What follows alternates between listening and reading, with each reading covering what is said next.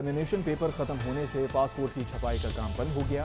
एक हफ्ते में पासपोर्ट का बैकलॉग 5 लाख तक पहुंच गया है। 2022 में 8 लाख से ज्यादा अफराद ने बेहतर मौकों के लिए मुल्क छोड़ा, जबकि रवां साल मार्च तक 1,27,000 नौजवान पाकिस्तान से बाहर गए।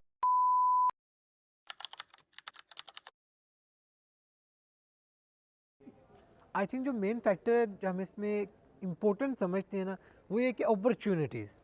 अब पाकिस्तान की यूनिवर्सिटीज़ हैं वो अपॉर्चुनिटी प्रोवाइड नहीं करती जिस तरह के बाहर की यूनिवर्सिटीज़ कर रही हैं। आप फ़र्ज़ करें कि आप मीडिया के स्टूडेंट हैं, तो आपने अगर आगे जाके इसमें मास्टर्स करना है, फिर से प्रोफेशनल स्टडी करना चाहते हैं, तो पाकिस्तान में कुछ ही इदारे हैं जो इसको अच्छी तरह से आगे पढ़ा रहे हैं। जैसे कि NCA हो गया एक इदारा, वो इसमें अच्छी खासी आपको एजुकेशन दे रहा है। बट अगर आप बाकी इंस्टीट्यूट की बात करें तो वो बस कह सकते हो कि एक वर्ड यूज़ करके टरका रहे हैं आपको।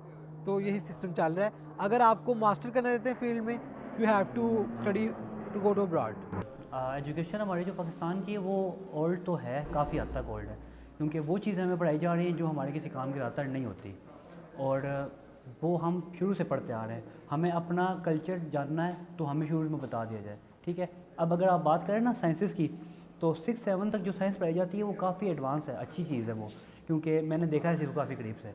लेकिन जो साइंस हमें मतलब बैटरी में पढ़ाई जाती है, फिज़िक्स देख लें, केमिस्ट्री देख लें, आप अगर गौर करें उस पर, तो वो बिल्कुल बेसिक सी चीज़ें हैं जो बाहर के लेवल के काबिल नहीं है। अब अगर आप थर्मोडायनामिक की बात करें, थर्मोडायनामिक फिज़िक्स की बहुत अच्छी चीज़ है, एक टाइप है, ठीक है। तो वो हमारे पास हमें पढ़ाई जाती है 3rd ईयर में, लेकिन बाहर अगर आप बात करें इस चीज़ की तो वो 6-7 के बच्चे उस पर काम कर रहे होते हैं। तो इस लिहाज से हम लोग काफ़ी पीछे हैं। पाकिस्तान के जो यूथ है, पाकिस्तान के पास यानी ऐसे समझ लें कि एक मेन पावर है। एटॉमिक पावर के बाद पाकिस्तान के पास मेन पावर पाकिस्तान की यूथ है, और अगर हम इसको अपॉर्चुनिटीज़ और फैसिलिटीज़ नहीं देंगे तो ऑब्वियसली ये पाकिस्तान से जाएंगे। मतलब कौन नहीं चाहेगा कि वो अच्छी एजुकेशन हासिल करे और वो अच्छी जॉब या अच्छी कमाई करे।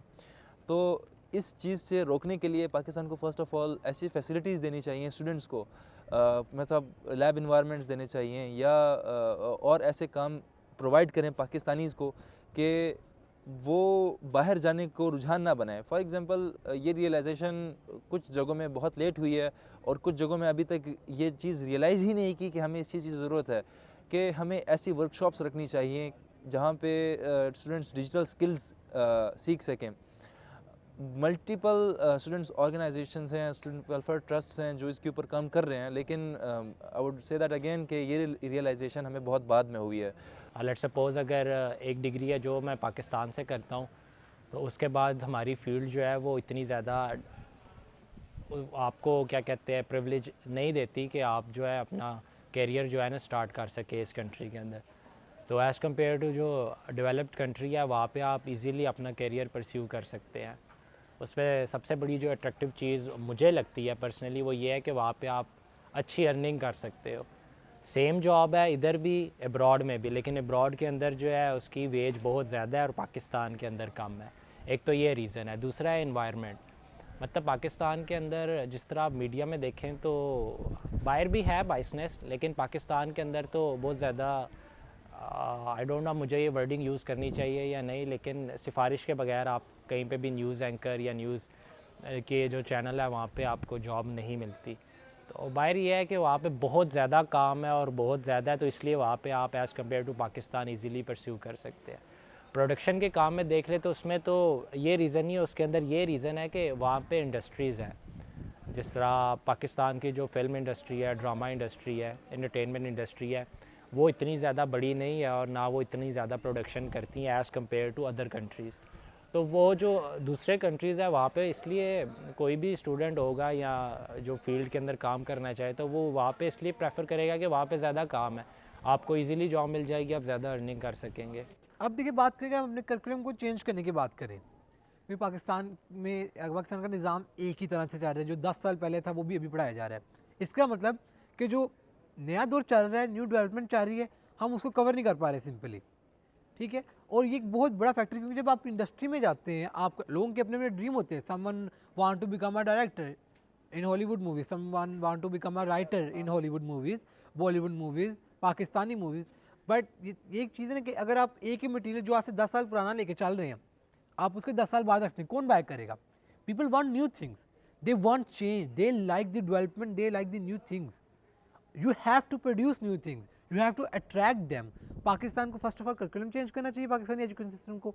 मोर और यूनिवर्सिटीज़ में प्रैक्टिकल काम ज़्यादा होना चाहिए रैदर देन थ्योरेटिकल काम।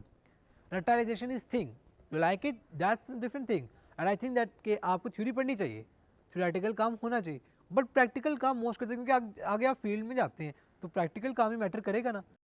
सबसे बड़ी बात तो हमारी अपनी यूनिवर्सिटियों की खामियाँ है कि हम यूनिवर्सिटी में वो चीज़ प्रोवाइड करें जो बच्चों को चाहिए। यानी कि बच्चों के जो मेन गोल्स होते हैं ना, वो ये होते हैं कि हमें यूनिवर्सिटी में पढ़ने के साथ साथ जॉब मिल जाए, यानी कि हम बच्चों को फ़नी तालीम दें, ठीक है। उसके अलावा हम इस तरह करें कि बच्चों को वो माहौल, वो तालीमी काबिलियत दे सकें कि बच्चे कल को किसी चीज़ के काबिल हों। मेन प्रॉब्लम हमारी ये है कि चूँकि फ्रीलांस मार्केट में India as a top competitor, उसमें हमें कंपटीशन के लिए पाकिस्तानी जब कोई नया आ जाता है वहाँ पर, तो उनको मेन प्रॉब्लम यही आती है कि इंडियन कंपेटिटर्स हैं, इंडियंस उनके ख़िलाफ़ मुकाबले में हैं और उनके रेटिंग्स भी हाई हैं, मतलब ऑलरेडी वो अपना नाम बना चुके हैं। पाकिस्तान में जब ये इंट्रोड्यूस हुई नई तो जब मतलब चंद अफराद ने अपना नाम बना लिया और अपना मतलब उधर काम स्टार्ट कर दिया, इवन वो जूनियर्स को और नए लोगों को मोटिवेट कर भी रहे हैं, लेकिन वो इस तरह कामयाब नहीं हो पा रहे। और मेन प्रॉब्लम पाकिस्तानी फ्रीलांसर्स के साथ ये है कि अगर कोई मतलब बहुत बेसिक लेवल के ऊपर भी काम कर रहा है तो वो भी फ्रीलांस मार्केट में आ जाता है, जिसकी वजह से उनकी और कंट्री की जो है ओवरऑल रेटिंग डाउन हो जाती है। पाकिस्तान के अंदर जो सबसे ज़्यादा रीज़न है कि जो यंगस्टर जो है इस कंट्री को छोड़ के जा रहे हैं बाहर, उसमें यह है कि यहाँ पे अनस्टेबिलिटी ऑफ गवर्नमेंट है। मतलब हमारे कंट्री की डायरेक्शन क्लियर नहीं है कि पाकिस्तान किस डायरेक्शन में जा रहा है। तो एक यंगस्टर जब वो ग्रो करता है तो उसने ये देखना होता है कि यार मैंने इस प्लेनेट पे सरवाइव करना है और उसके लिए मुझे अर्निंग की ज़रूरत है। तो जो कंट्री जो है स्टेबल ही नहीं है, उसकी कोई डायरेक्शन ही नहीं सेट, तो ये चीज़ उसको काफ़ी डिसअपॉइंट करती है। इट्स इन ह्यूमन नेचर कि आप सबसे पहले अपने बारे में सोचते हो, फिर दूसरों के बारे में सोचते हो, तो वो अपने आप को सिक्योर करने के लिए ब्रॉड चले जाते हैं। अब देखिए पाकिस्तान के आईटी इंडस्ट्री देख लें, इसमें पोटेंशियल बहुत ही ज़्यादा पोटेंशियल है। हमारी नेबर कंट्री इंडिया है और दुनिया में टॉप आईटी इंडस्ट्रीज़ इंडिया की है, ठीक है। हालांकि वो हमसे इतनी डिफरेंट नहीं है। सेम थिंग इज़ दैट हमारे पास टैलेंट बहुत ज़्यादा है, बट टैलेंट को सराहने वाला कोई नहीं है, अपॉर्चुनिटीज़ बहुत कम है। पाकिस्तानियों को चाहिए, अब आईटी के लोगों को ये अपॉर्चुनिटीज़ देंगे, they will develop application, they will develop software, और वो सॉफ्टवेयर ये नहीं कि एक सोसाइटी तक लिमिट होंगे, वो वर्ल्ड वाइड लिमिट होगी। 1980 में हमने ही पहला वायरस, कंप्यूटर वायरस क्रिएट किया था ना, अभी तक वो इस्तेमाल किया जाता है, तो अब ऐसा क्यों नहीं हो सकता? Recently, according to 2020's research, Pakistan got on third position in overall freelance market. India was on number 1 and I guess America was on number 2. तो पाकिस्तान ने बहुत ज़्यादा बूम किया है 2020 में, चूँकि कोरोना का टाइम था और वहाँ पे मतलब कोई प्रॉपर काम वर्किंग नहीं थी, इस वजह से मतलब पाकिस्तानियों ने इस चीज़ को बेहतर समझा कि हम लोग फ्रीलांस मार्केट में आ जाते हैं। और बहुत ज़्यादा स्किलफुल लोग हैं पाकिस्तान में, टैलेंट की कमी नहीं है, लेकिन इस तरफ आने का या इस तरफ उनका रुझान बहुत कम है। अगर कोई भी शख्स या कोई भी जवान काम करना चाह रहा हो फ्रीलांस मार्केट में, तो सबसे पहले जो बैकलैश आती है उनकी तरफ से, वो अपनी फैमिली और अपनी सराउंडिंग्स की तरफ से आती है। मतलब ये कि कोई भी लड़का अगर चाह रहा है कि वो फ्रीलांस मार्केट में आ जाए, तो उसके पेरेंट्स का सबसे पहला क्वेश्चन या सबसे पहले आर्ग्यूमेंट ही यही होती है कि अपने कंप्यूटर पे घर पे बैठ के तुम कैसे काम करोगे। तो ये एक बहुत बड़ी साइकोलॉजिकल ऐसे समझ लें कि प्रॉब्लम है पाकिस्तानी लोगों की या हमारी करंट सिचुएशन में। फ्यूचर में मुझे लगता है कि इस मार्केट में बहुत ज़्यादा इनोवेशन आ जाएगी और बहुत ज़्यादा वर्किंग हो जाएगी। अभी आप जाके लोगों से पूछते हैं अब्दुल कलाम कौन था, Pakistani first Nobel prize winner था, वो नहीं पता। क्यों? हमारी सोसाइटी ने, हमारे एजुकेशन सिस्टम ने, जो सेक्टर है, उन्होंने इन चीज़ों को प्रोवाइड ही नहीं किया, उन्होंने एक जगह लेफ्ट कर दिया। अमेरिका में एक एक बच्चे को पता है उनका नोबेल प्राइज़ विनर कौन सा है, 2021 में कौन था, 2017 में कौन है, 90s में कौन था। क्यों? उनको अवेयरनेस है, हमारे पास अवेयरनेस नहीं है। अगर अवेयरनेस होती तो क्या पता हर जो छोटा छोटा बच्चा है वो ये सोच रहा होगा बड़े हो कि मैं भी नोबेल प्राइज़ विनर बनूंगा, बड़े हो कि मैं भी यूएन में जाके स्पीच करूंगा, जहाँ कोई इंडियन, जहाँ कोई अफगानी या जहाँ कोई एक ईरानी आके स्पीच कर सकते, मैं भी वहाँ जाके कर सकता हूँ। या यूरोपियन यूनियन का हेड बनूँ, या गूगल का मैं जाके CEO बनूँ। ठीक है, इन चीज़ों में अगर हम अपॉर्चुनिटीज़ देंगे, अवेयरनेस क्रिएट करेंगे, तभी जाके हम एक डेवलप्ड सोसाइटी बन जाएंगे। अगर हम कुछ पर्टिकुलर सेक्टर को ही लेके बैठ जाएंगे ना, तो फिर हम बैठे ही रहेंगे। पूरे जितने भी स्कूल हैं पाकिस्तान के, सबको एक सिलेबस पे आना होगा, और वो सिलेबस बैठ के ज़ाहिर सी बात है कमेटी डिसाइड करेंगी, जो एजुकेशन कमेटीज़ होती हैं उनका काम बनता है कि वो देखें से इसको गौर करें, जो बच्चा जिस चीज़ के काबिल है उसको उस सेक्टर में डाला जाए शुरू से ही। हमें अपनी फील्ड सेलेक्ट करने का मौका बहुत लेट मिलता है, काफ़ी अर्से बाद मिलता है, जब हम बड़े हो जाते हैं, जब हमें मतलब पानी सर से गुजर चुका होता है। बचपन में हमारे पास ग्रो करने के बहुत तरीके होते हैं, ठीक है, हमारा माइंड भी फ्रेश होता है, तो बचपन से ही हमारे स्कूल को चाहिए कि जो बच्चा जिसकी काबिल है उसको उस हिसाब से लेके जाएँ, पहली बात। दूसरी बात ये कि हमारे पास टीचर ऐसे हों जो रटा लगा के पास नहीं हुए, जिन्होंने वो काम किए हैं, तब वो टीचिंग फील्ड में है। हमारे पास जो बेरोज़गार है वो टीचिंग फील्ड में घुस जाता है, तो ना वो खुद पढ़ सकता है ना वो बच्चों को सही पढ़ा सकता है। उसको एक गोल मिला होता है कि बच्चे ने इतने नंबर लेने हैं, वो कामयाब है। नंबर लेना कामयाबी नहीं है, मेन चीज़ हमारे कॉन्सेप्ट क्लियर करने होंगे, हमें अपना सिलेबस कॉन्सेप्ट के साइड पे लाना है। पेमेंट मेथड्स की वजह से बहुत बड़ी प्रॉब्लम है फ्रीलांसर्स के लिए, यानी इनको मोस्टली जो है VPNs और मल्टीपल तरीके इस्तेमाल करके पेपाल को अपना अकाउंट बनाना पड़ता है इनको मजबूरन, चूँकि पाकिस्तान में बैन है।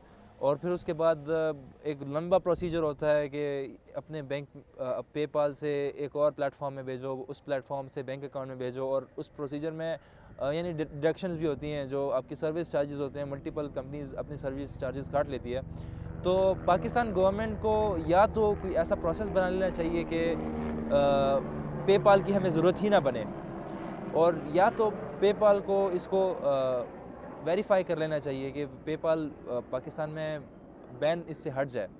पाकिस्तान अगर तीसरे नंबर पे है ओवरऑल और इन फ्रीलांस मार्केट, और इसको अगर हम देखें कि जितने भी डॉलर्स आ रहे हैं, पाकिस्तान को डॉलर्स की ज़रूरत है, पाकिस्तान कर्ज़े ले रही है डॉलर्स के उसमें, और रिसेंटली 2021 में अराउंड अबाउट $3 बिलियन पाकिस्तान ने फ्रीलांस मार्केट से कमाए हैं। That's a big number for Pakistani economy.